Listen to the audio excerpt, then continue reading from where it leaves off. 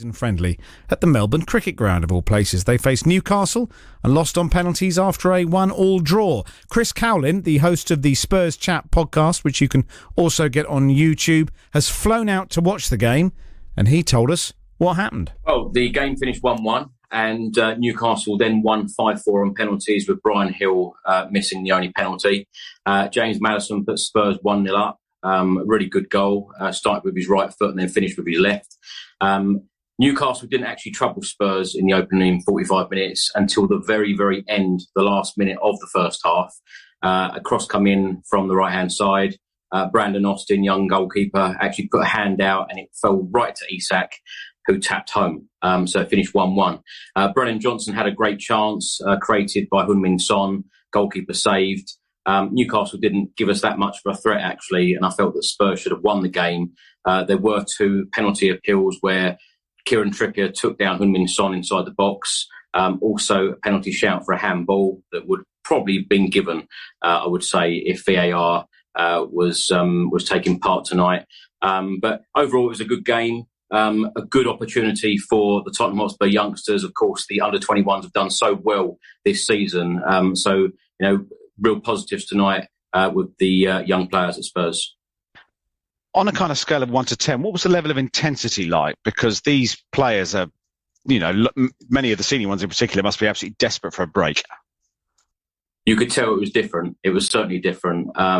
These players are heading home right now, straight after the game.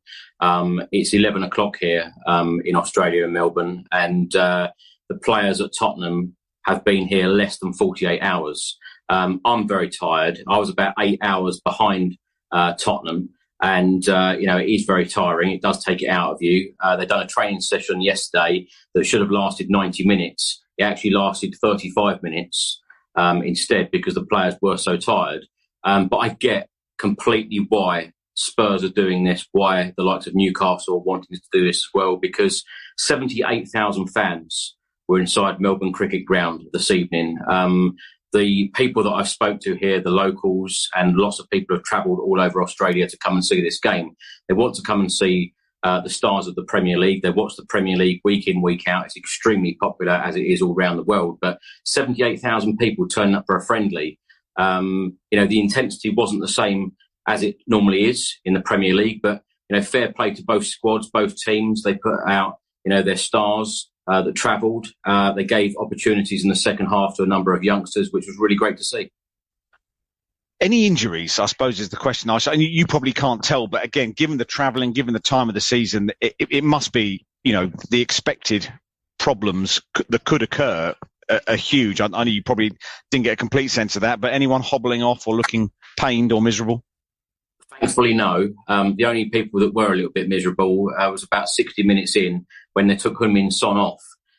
Because, of course, lots of people want to see Heung-min Son on the field for the full 90 minutes or however long we're going to play. But that was the only groan, really, because, of course, Sonny's such a superstar at Spurs and everyone wants to see him play.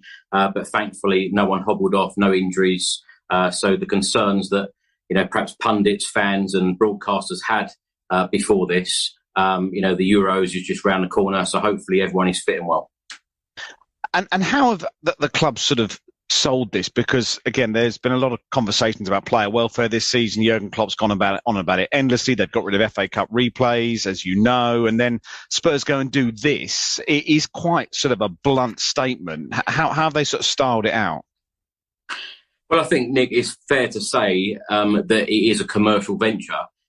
Spurs are so well supported. I turned up here last night at the training session and, there are people from far and wide here.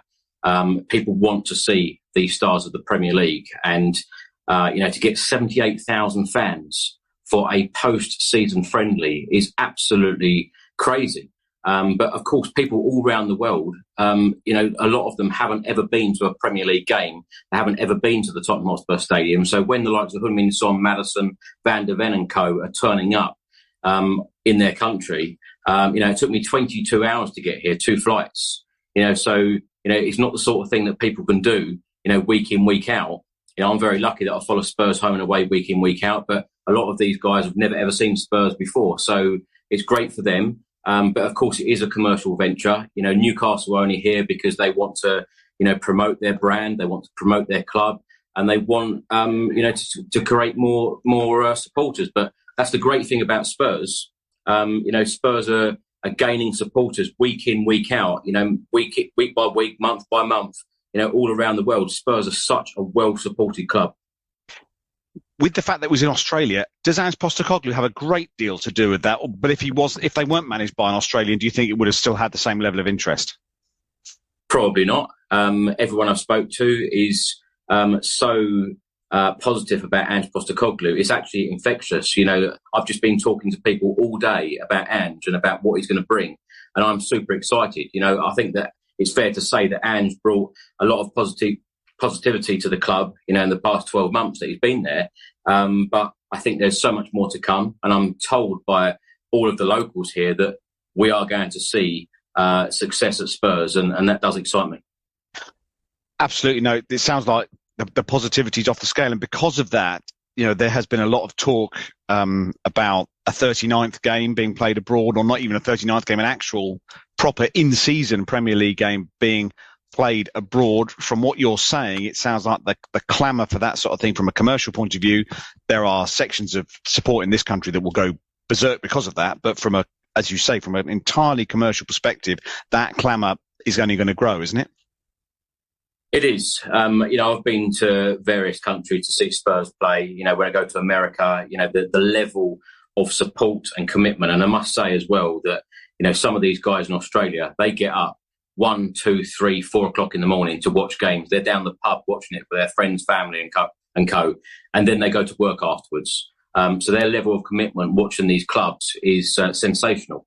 So I thought I'd better mention that. But the Premier League is the most watched league in the world. So everybody wants a part of the Premier League. So as I said, when they've got a chance that, these sorts of superstars are in their country, they're going to grab it, every opportunity. There will be people listening to this conversation who just say that, these important games, competitive games, should be played at Spurs ground or in Premier League opponents' grounds in the country. How do you think the club are going to address that? Because that is still their bread and butter. It's the people that pay for the season tickets. It's the people that go to the games that they're going to have to kind of, if not convince, then at least kind of try and neuter that argument if all this is going to keep happening. Yeah, I completely get all of that. However, what I would say is that Spurs only played 41 competitive games this season, 38 in the Premier League, 1 in the League Cup, 2 in the FA Cup. So it's probably okay, for Spurs to do it this time around. And Postecoglou said in the press conference the other day, had Spurs have been in Europe, then this probably wouldn't have happened.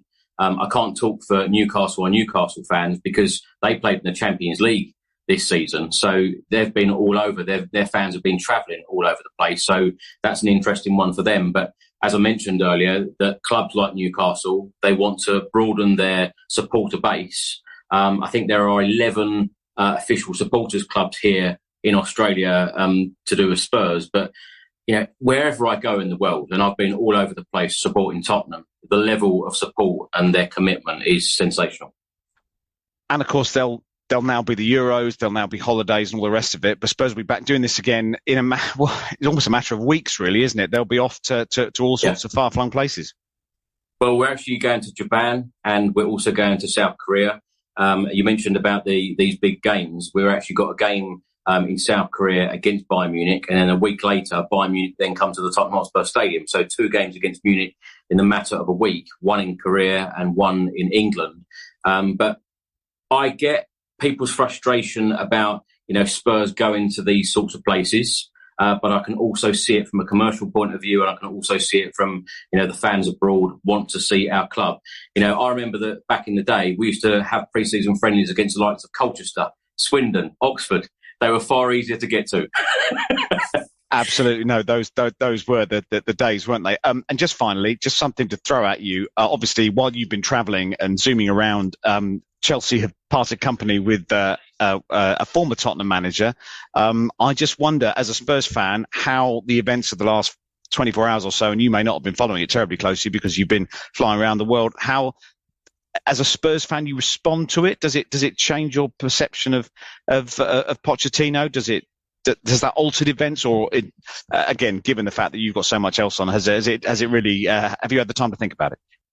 Well, I've been talking about Ange Postecoglou all day, Nick. So Pochettino, let me just say quickly about Pochettino. I think Chelsea are absolutely mad to part company with Pochettino. I think that he turned them around this season. I've been saying it all season to Chelsea fans. If you give this guy time, he will turn your football club around. The kind of circus that he walked into and how he's now left the club, he's left it in a lot better state. I think they are mad to get rid of him, and I wish Pochettino all the best in the future. That is Chris Cowlin, who was at Tottenham 1, Newcastle 1. Newcastle win on penalties in a pointless friendly in Australia. He is part of the Spurs Chat podcast.